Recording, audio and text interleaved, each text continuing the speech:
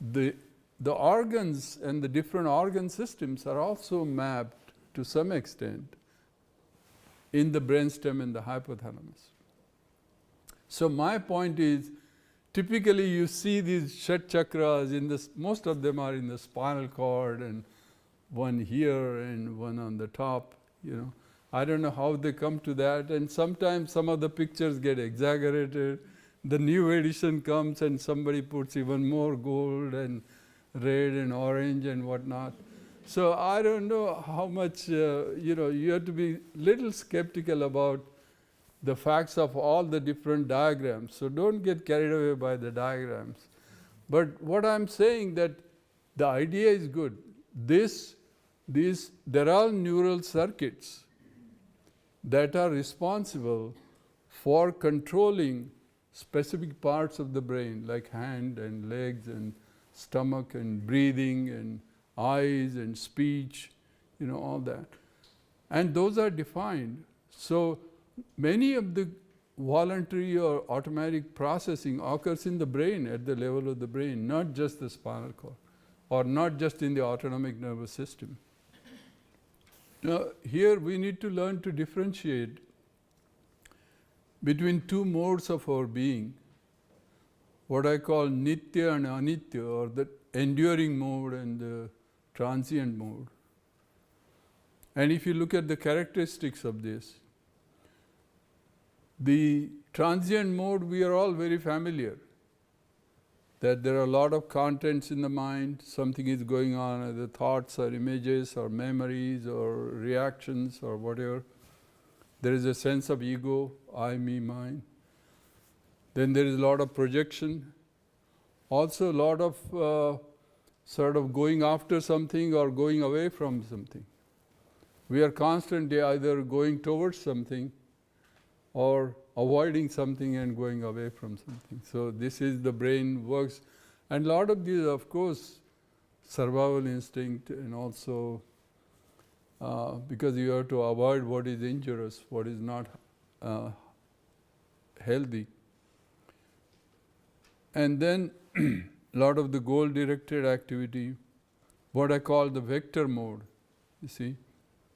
Or some of the analogy like wave and ocean. Wave is the projection with specific form which is transient, but the ocean itself is stable, enduring. And the nitya, or the enduring mode, is the conscious process itself. It is that I amness feeling which is always there, it is ever present, you see. And we have both.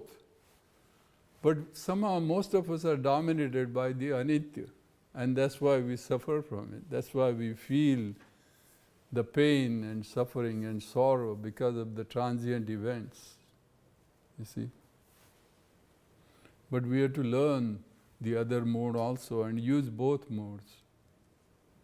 This is from one of my papers, Proji self and ground self. See, this is time axis, time 1, time 2, time 3, and we are engaged in different activities. See, when you are playing a violin, that is vector A and Proji self A.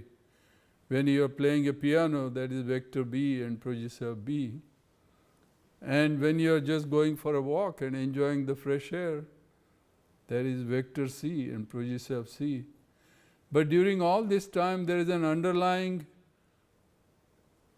I amness, or our sense of being which is always there. That is the matrix attentiveness. That is the Atman, or the spirit, or the Brahman, or whatever you want to call that. It is ever present. That is our divinity, that is our sacredness. But all these things happen so fast, and we are so carried away by this. It's like a whitewater rafting. We are continuously on the whitewater being driven by this, continuously. And we don't know how to pause even for a moment, you see.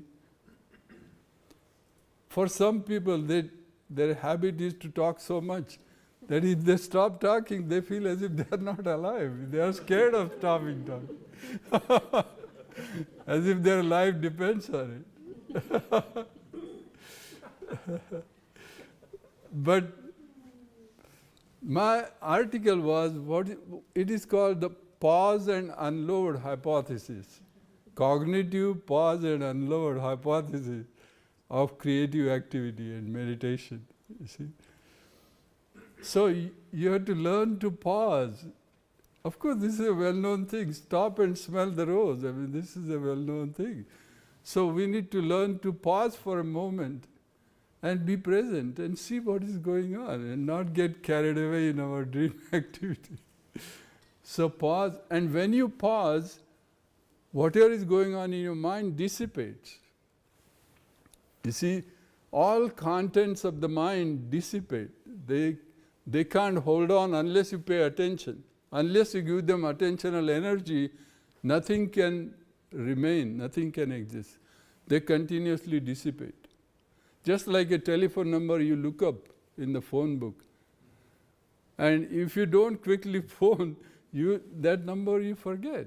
That is called the working memory. It lasts only like 10 to 20 seconds, you see. If somebody interrupts you, that's it, it's gone, you have to look it up again.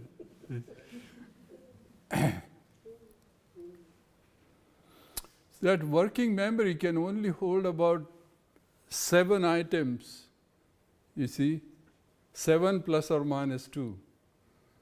So you can hold like 5 to up to 9 items for about 15-20 seconds, and then it dissipates. Unless you internally rehearse it. If you say that, repeat that, then of course it goes into the secondary memory. And then if you repeat it again and again like a mantra, then it goes into the tertiary memory, which is it can be lifelong. So it depends. James Austin is a professor of neurology.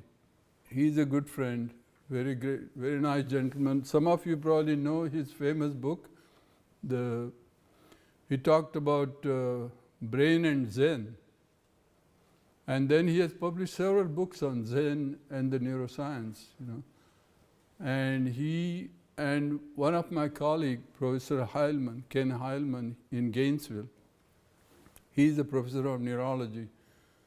They are doing some research on meditation using mindfulness or mindfulness-based stress reduction program, which has become a very useful tool and very accepted in most of the academic institutions now, mindfulness-based stress reduction program.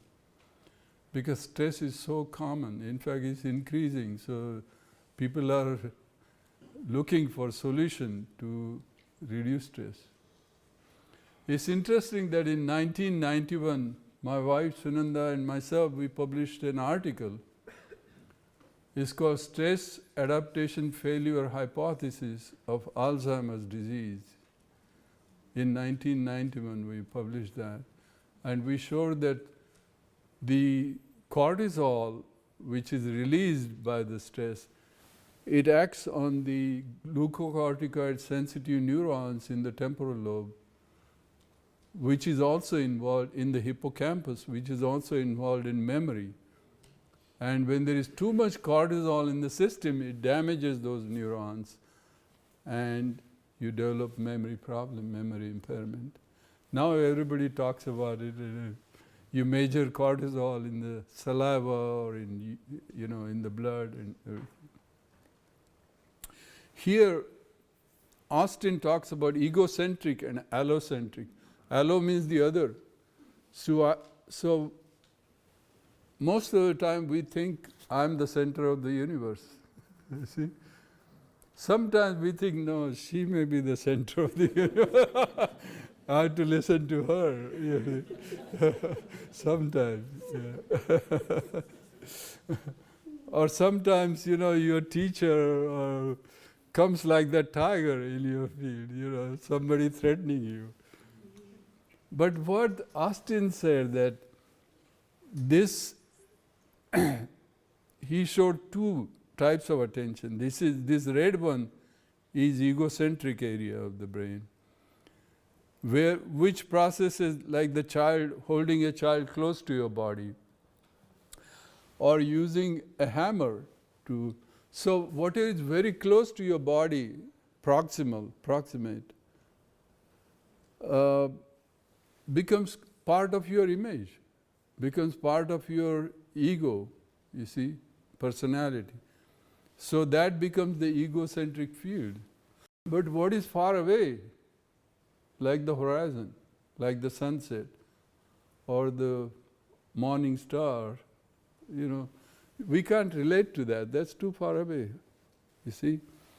But then that becomes the other. And in the same spirit, sometimes we think God is the other. He's somewhere up there in the heavens or far away from the sky. But that's not right. Don't treat God as the other. God is everywhere, all the time, in all of us, you see. That's the beauty of it. Somebody asked Raman Maharshi, he said that when you are self-realized, it will be nice to help all other people, you see. And Raman Maharshi said, when you are self-realized, there are no others. If you think there are others, then you are not self-realized. You still have that duality that I am here and she is there or whatever, you see. Then James Austin also talks about two types of attention.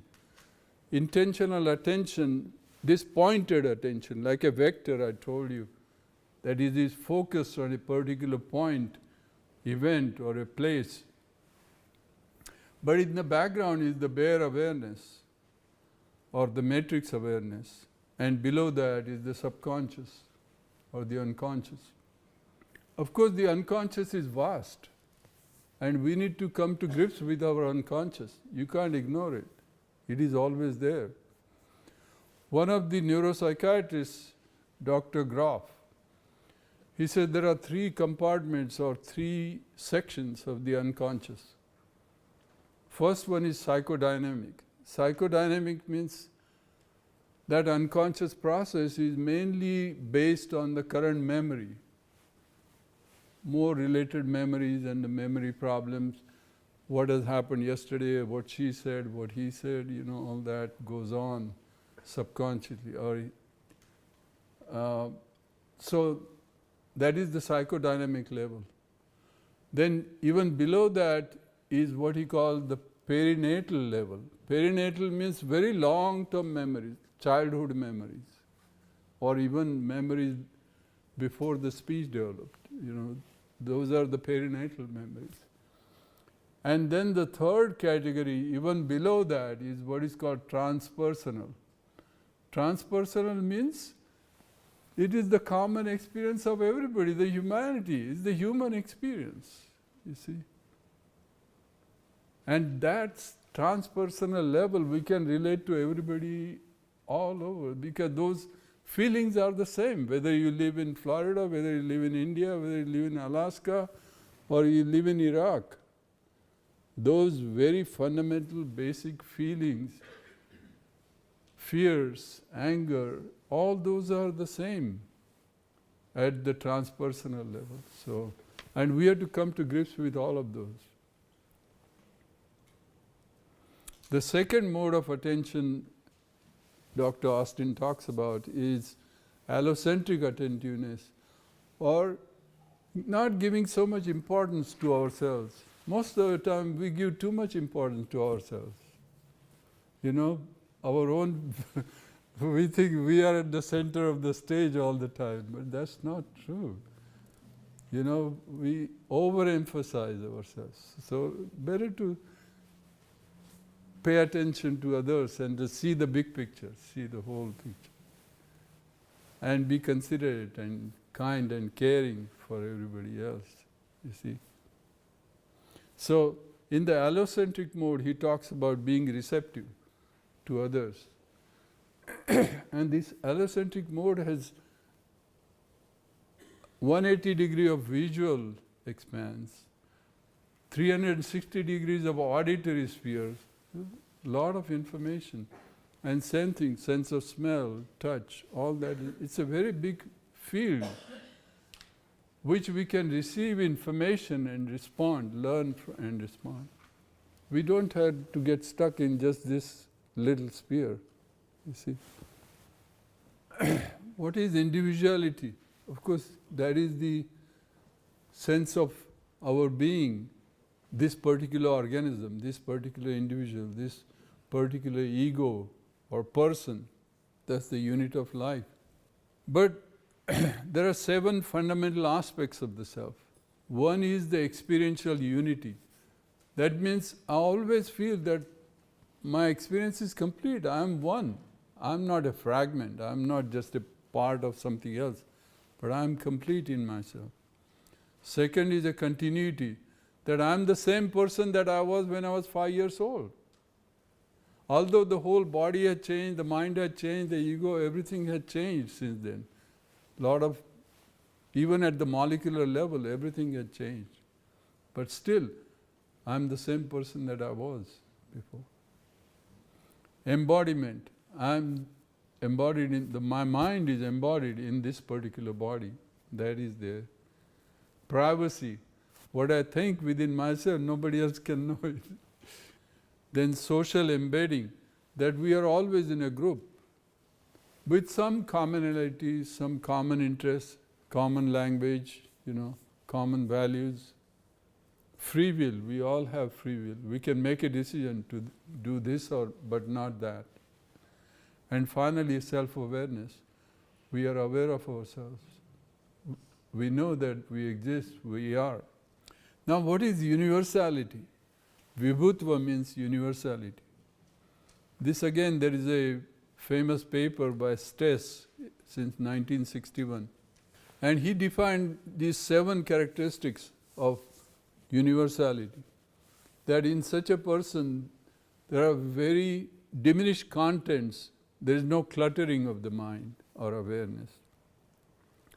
There is diminished egocentricity. He is not egocentric.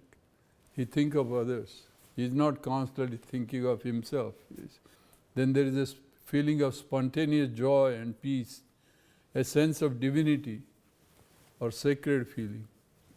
Paradoxicality, that means two opposites seem to be true. Ineffability, that you cannot describe that experience of universality. You see, how can you describe the infinite? Because when you describe, you already define it, you make it small, so it becomes manageable. But to describe something infinite, like everything that is, it's impossible. Or even if you describe, it won't be a good description, a perfect description. And finally, there is a sense of oneness or unity, ekatvam. Ekatvam with the world, nature or God, all pervasiveness, unity or non-dual, Advaita or holistic experience. This is by Adi Shankaracharya from Nirvana Chatkam. I am changeless, formless, forever the same and being all pervasive. I am omnipresent. I am beyond freedom and attachment of the senses. I am a blissful, self-conscious being. I am Shiva. I am Shiva. That's the ultimate feeling. If you can say that, then that's it. Then you have to teach others how to reach that level. Now, about individuality, sometimes individuality is very difficult to define. This conjoined twin called craniopagus, their brains are connected structurally. Their thalamic nuclei are connected together. So these two girls, some experiences they have individually, only one girl feels it. The other experiences, as soon as one girl feels, the other girl feels also. If you touch one girl's hand, the other feels, oh, somebody is touching me here. See, because there is a direct connection between the two brains, you see. So some experiences are synchronous and joint, while some experiences are individual. Or one girl eats something, the other will say, oh, this doesn't taste nice.